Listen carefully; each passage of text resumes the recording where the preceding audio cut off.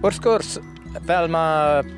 cymunedau yn tyfu, pentrefi yn datblygu fwy o dai a mae pobl yn symud i mewn, mae'n bwysig bod ni, y pobl sydd yn cefn gwlad, yn